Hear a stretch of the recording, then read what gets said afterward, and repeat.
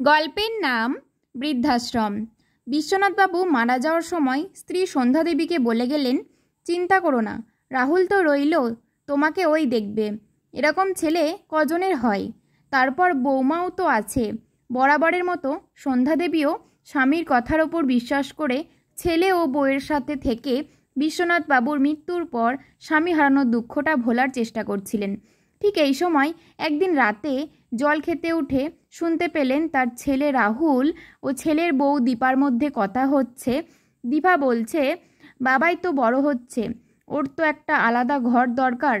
তোমার মাকে কোনো একটা বৃদ্ধাশ্রমে রেখে আসলেই তো হয়। তোমার বাবার পেনশনের টাকাটা তো আছেই, ওটা আমাদের দরকার নেই। আর তোমার মায়ের খরচার জন্য ওটাই যথেষ্ট। কমসে কম একটু হাত পা ছড়িয়ে থাকতে তো পারবো। রাহুল বলল, মাকে একথা বলবো কি করে? দীপা বলল, তোমাকে কিছু বলতে হবে না, যা বলার আমিই বলবো। রাহুলও বউয়ের কথায় রাজি হয়ে গেল। কথাগুলি শোনার পর সন্ধ্যা দেবীর দু চোখে জল এলো, আর মনে পড়ে গেল যে এই ছেলের পড়াশোনার জন্যই কত কষ্ট করে এই বাড়িটা করা হয়েছিল। ভাড়া বাড়ির একটা ঘরে যে রাহুলের কষ্ট হচ্ছিল।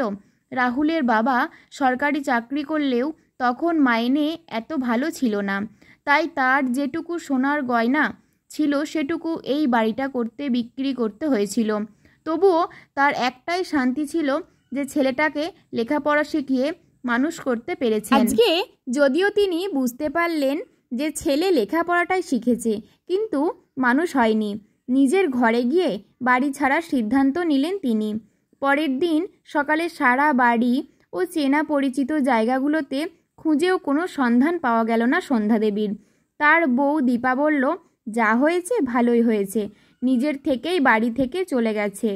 কেউ তো আর বলতে পারবে না যে আমরা তাড়িয়ে দিয়েছি। কদিন গেলে সবাই সব ভুলে যাবে, আর খুঁজতে হবে না। এই পরিস্থিতিটাকে এড়িয়ে যাওয়ার জন্য রাহুল তার ছেলে ও বউকে নিয়ে কদিনের জন্য শহরের বাইরে ঘুরতে চলে গেল।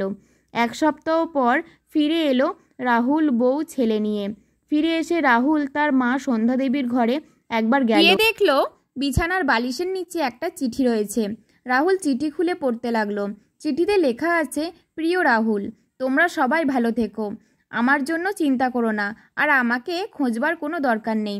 আমি একটা বৃদ্ধাশ্রমে যাচ্ছি, সেখানে আমি ভালো থাকবো।